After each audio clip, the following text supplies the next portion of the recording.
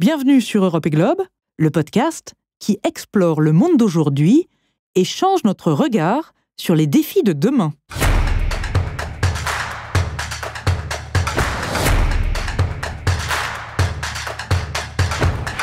Le bois est partout. On l'utilise pour les poutres de nos maisons, pour fabriquer des fenêtres, des chaises et du papier. Mais aussi pour le charbon, quand on fait un barbecue. Il est difficile de s'en passer. Il fait vivre nombre de secteurs, des concessions forestières, des scieries, des charpentiers, des industries papetières et bien d'autres. Aujourd'hui, dans ce dernier épisode, nous allons voir ce qu'il en est des grumes, des produits en bois, du charbon, du papier et de la pâte à papier sur le continent africain. Nous allons aborder la situation de ces secteurs au regard du règlement zéro déforestation de l'Union européenne. Bonjour, je suis Élodie Ritzenthaler. Bonjour, je suis Aïssata Thiam-Leonov et ceci est un podcast d'Europe et Globe.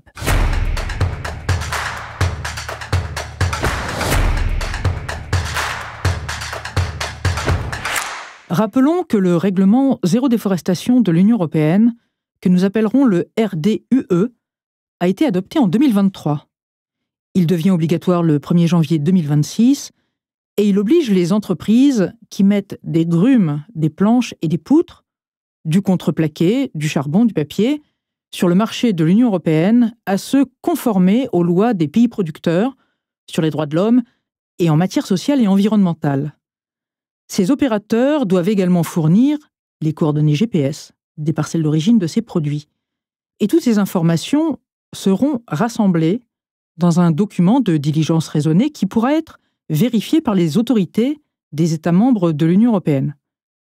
Quand les produits sont importés, ces autorités pourront s'assurer que les parcelles sur lesquelles le bois a été récolté n'ont pas été déforestées depuis le 31 décembre 2020. C'est bien de rappeler les obligations du règlement zéro déforestation, mais Élodie, si on coupe des arbres, a priori, on déforeste. Oui, c'est tout à fait logique. Mais on peut couper des arbres sans déforester, en particulier si on fait de la gestion durable. Je suggère, si tu veux bien, que l'on voit d'abord comment les filières bois fonctionnent sur le continent africain, et puis on parlera justement de ces gestions durables. Très bien, faisons ça. Alors, on sait que la production de bois est une industrie importante pour de nombreux pays africains. Mais l'Afrique ne représente qu'une faible proportion de la production et des exportations mondiales de bois et de produits transformés. Oui, en effet, la production africaine ne représente que 1 à 4% du bois exploité et transformé dans le monde. Le principal producteur de bois du continent, c'est de loin l'Afrique du Sud, et elle est suivie par le Nigeria, le Cameroun et l'Ouganda. Et parmi les autres acteurs africains, on retrouve également la Côte d'Ivoire et bien sûr les pays du bassin du Congo comme le Gabon, le Congo-Brazzaville, le Cameroun, la RDC, etc. L'Organisation internationale des bois tropicaux montre que la majeure partie de la production africaine, bois rond, boissier, plaquage et contreplaqué, est utilisée sur les marchés nationaux et régionaux. Oui, entre 2 et 5% des produits en bois du Nigeria, de l'Ouganda ou de la Côte d'Ivoire sont exportés. 10% de ce produit par la RDC et entre 25 et 40% du bois produit par le Gabon, le Cameroun et le Congo-Brazzaville. L'Union européenne n'est généralement pas le principal acheteur de bois ou de produits en bois africains, mais c'est l'Asie, qui représente souvent 70% des exportations africaines de grumes ou des produits en bois. Attention, ce qu'on appelle les grumes, ce sont les troncs d'arbres avec leur écorce. Merci pour rappeler cette définition, Aïssata. Donc, les pays du bassin du Congo, Gabon, Cameroun et Congo-Brazzaville, auxquels on ajoute la Côte d'Ivoire, exportent principalement vers l'Union européenne ce que l'on appelle des produits de première transformation, c'est-à-dire des sciages, plaquages et du bois déroulé. Le Gabon exporte également de gros volumes de panneaux de particules et de contreplaqués. Pour le charbon de bois, les principaux exportateurs africains sont la Namibie et le Nigeria. Et puis, pour les produits à plus forte valeur ajoutée, comme les meubles, les principaux fabricants sur le continent africain sont le Maroc et la Tunisie. Et enfin, pour la pâte à papier et le papier, c'est l'Afrique du Sud et les pays du Maghreb. Alors, presque partout en Afrique subsaharienne, on considère que 3 filières coexistent. Oui, tout à fait. Alors, de nouveau, je vais compter jusqu'à 3. 1. On trouve un secteur formel, avec des acteurs internationaux qui ont des concessions forestières et qui sont impliqués aussi dans la transformation des grumes. Ils sont capables d'exporter partout, y compris vers l'Union européenne. Ils sont généralement engagés dans des démarches durables. Ces grandes entreprises investissent même beaucoup dans les communautés locales en fournissant non seulement des emplois, mais aussi des infrastructures, comme des soins de santé, de l'eau, des écoles, etc. Deuxième secteur, que j'appellerais un secteur gris. Il se conforme partiellement aux meilleures pratiques et rencontre des difficultés pour exporter vers des marchés exigeants. C'est-à-dire des marchés avec des contraintes juridiques importantes. Oui, c'est ça. Et il peut faire face à une concurrence déloyale de la part d'entreprises informelles, mais il peut aussi réaliser certaines activités illégales. Enfin, 3, le secteur le plus important. En fait, la majeure partie de la filière bois se situe dans la sphère informelle et illégale. Il suffit d'avoir une tronçonneuse pour abattre un arbre. Dans les marchés locaux, à Douala, Monrovia, Dolisie, Maputo et ailleurs, la plupart des scieurs, des fabricants de planches, de poutres, de meubles, et évidemment les producteurs de charbon de bois, sont généralement dans le secteur informel. Il y a encore souvent très peu de contrôle de ces filières. Oui, donc, si nous sommes bien d'accord, l'exploitation forestière illégale dans ces pays est vraiment élevée. Et plusieurs facteurs expliquent cette situation. La pauvreté joue évidemment un rôle important. Et dans le contexte de l'exploitation forestière illégale, la corruption est répandue dans différents pays dans lesquels certains fonctionnaires du gouvernement exigent encore souvent des pots de vin pour des services tels que la délivrance de permis d'exploitation. On en sait un peu plus sur la structuration du secteur.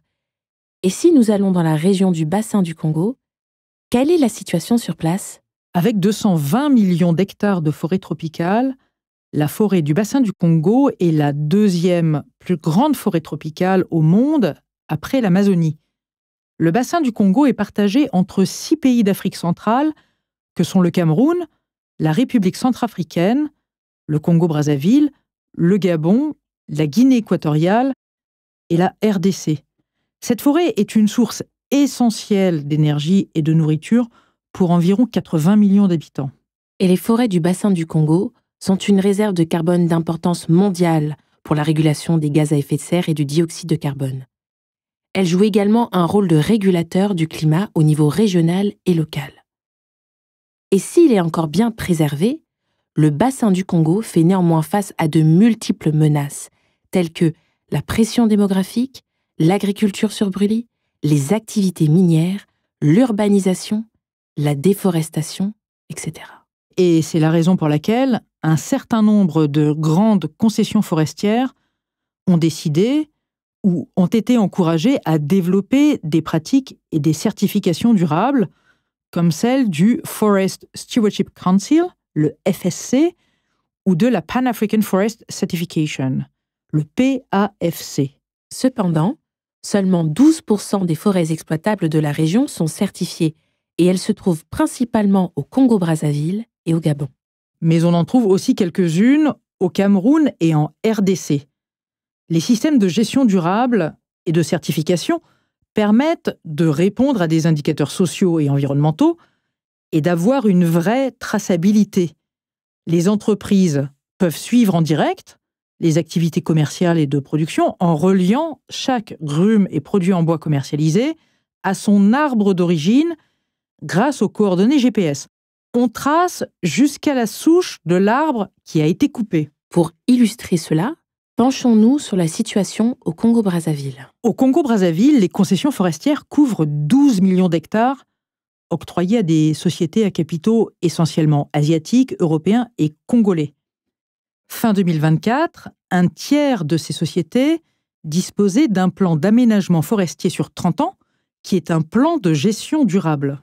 Mais peut-être pour mieux comprendre, qu'est-ce que c'est un plan d'aménagement forestier ? Alors oui, c'est bien de préciser. Un plan d'aménagement forestier ou de gestion forestière, c'est la même chose, fournit des informations sur les espèces d'arbres et les autres espèces végétales présentes sur une concession.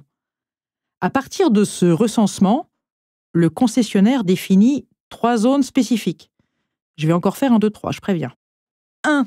Des zones dédiées à la production forestière. ce qui va être exploité, coupé. 2, d'autres zones dédiées à la conservation dans lesquelles les espèces sont préservées.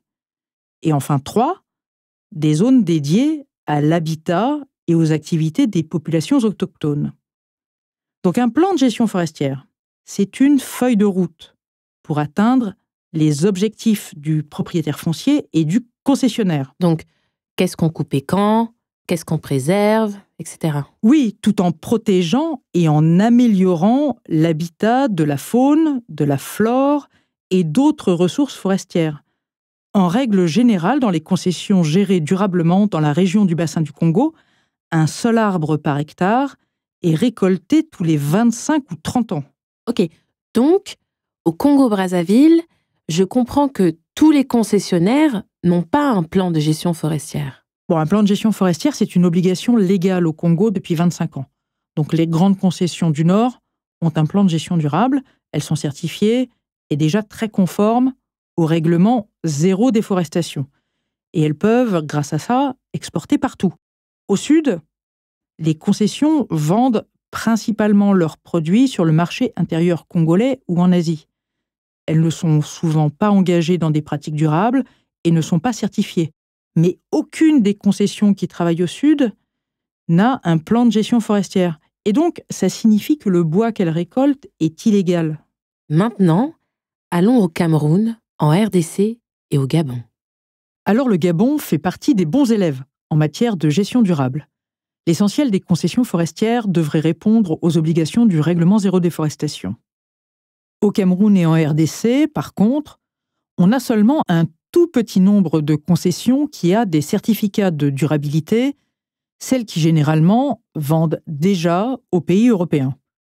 L'exploitation illégale est massive dans les deux pays, mais les grumes sont surtout vendues sur les marchés nationaux, dans les pays voisins ou en Asie. Et en RDC, la production illégale serait d'ailleurs 10 fois plus élevée que la production légale de bois. À présent, partons en Afrique de l'Ouest, où la filière bois est importante. Il y aurait des acteurs avec une certification de durabilité, mais également des scieries illégales. On va d'abord se pencher sur la situation en Côte d'Ivoire et au Ghana. Oui, dans ces deux pays, il y a des concessions et des scieries qui ont des pratiques durables et sont certifiées. Celles-ci exportent déjà vers l'Union européenne, mais elles sont peu nombreuses à pouvoir le faire. Maintenant, si on va au Libéria et au Nigeria, et dans la plupart des autres pays d'Afrique de l'Ouest, l'essentiel des coupes de bois est illégal et les exportations vers l'Europe sont limitées, voire inexistantes. Ce que tu décris en Afrique centrale et en Afrique de l'Ouest est quand même très inquiétant. Cependant, la situation semble être assez différente en Afrique du Sud. Oui, absolument. En Afrique du Sud, la plupart des forêts sont des plantations de pins, d'eucalyptus, d'acacias et de quelques autres espèces. Ces plantations, à grande échelle, ont été introduites il y a plus de 100 ans. Et puis l'Afrique du Sud a des lois forestières très strictes.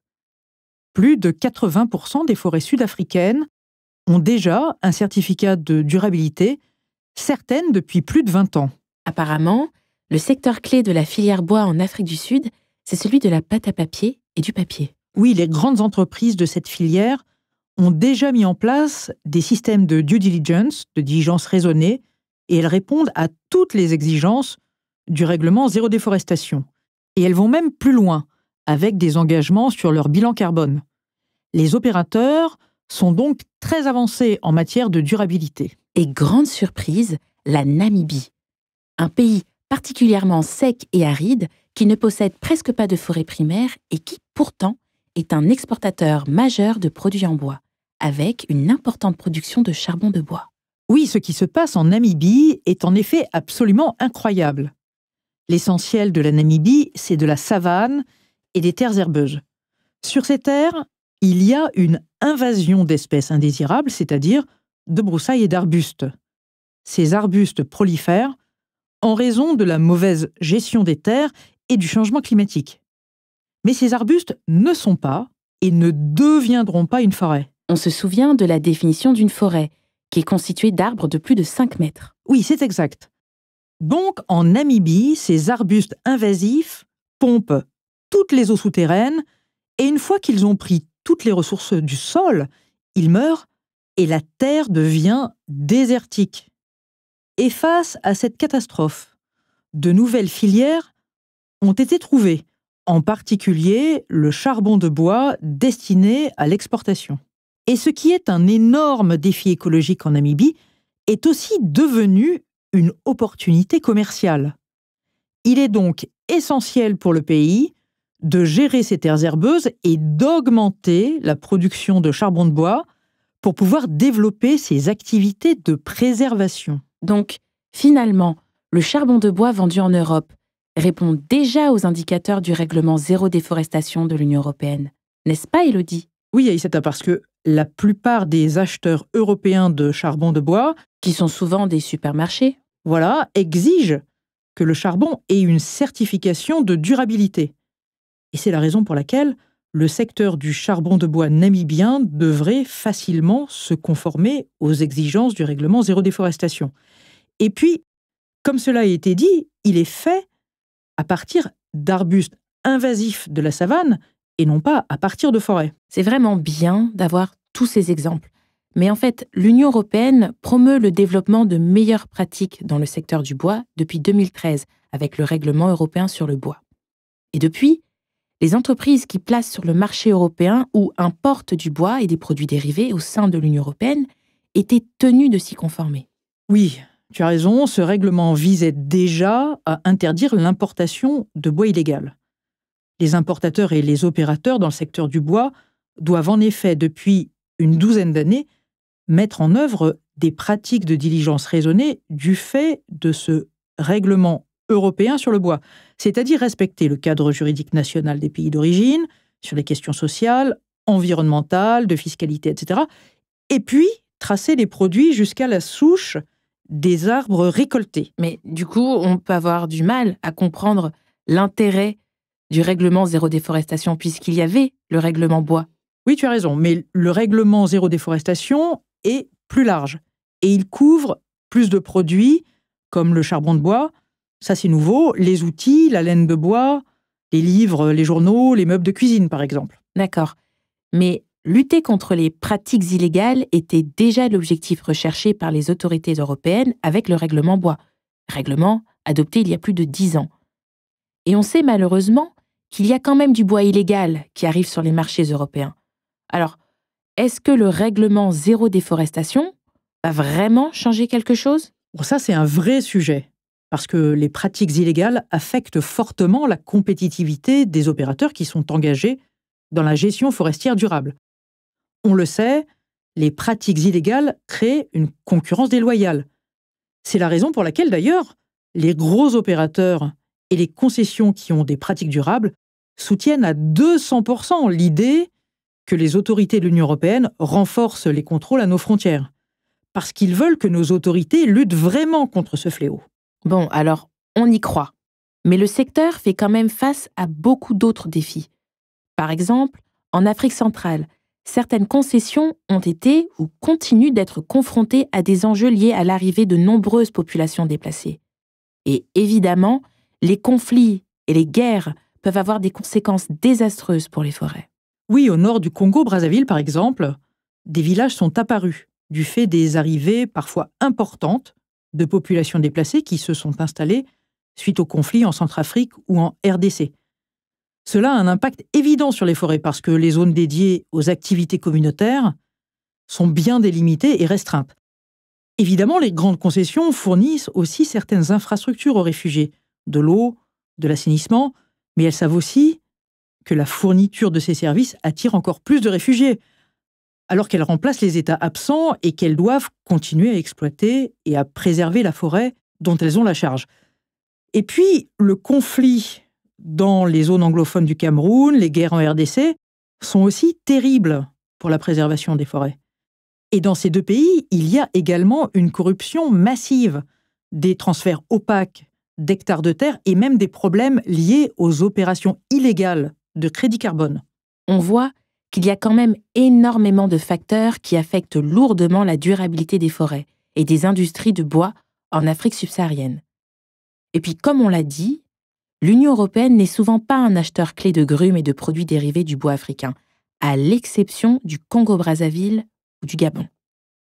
Donc, est-ce que j'ai raison de dire que le règlement zéro déforestation pourrait finalement avoir un impact limité, alors que l'exploitation forestière a un lien évident avec la déforestation? Alors je ne voudrais surtout pas te contredire, mais je dirais oui et non.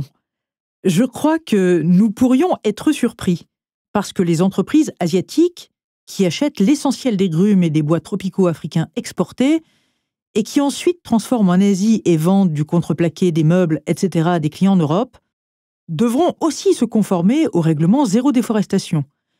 Il est alors possible que davantage de volumes de grumes et de bois africains soient plus durables dans un avenir proche. Espérons-le, en tout cas. Ah, enfin une petite note d'optimisme pour le secteur des grumes et des produits en bois africains. J'allais dire que ce n'est pas trop tôt. Et donc, mes étagères en bois, le papier de mon imprimante et ma planche à pain participent-ils à la déforestation? Alors, des certifications durables existent pour le papier, mais je ne peux pas répondre pour tous les autres secteurs parce que, aujourd'hui, ça dépend de l'origine du bois et de là où il est transformé. Mais il faut évidemment qu'il y ait plus de produits qui satisfassent nos exigences européennes et que nous arrivions à mettre fin au bois illégal qui arrive sur nos marchés. Merci Élodie. C'était notre dernier épisode sur le règlement de l'Union européenne sur la zéro déforestation.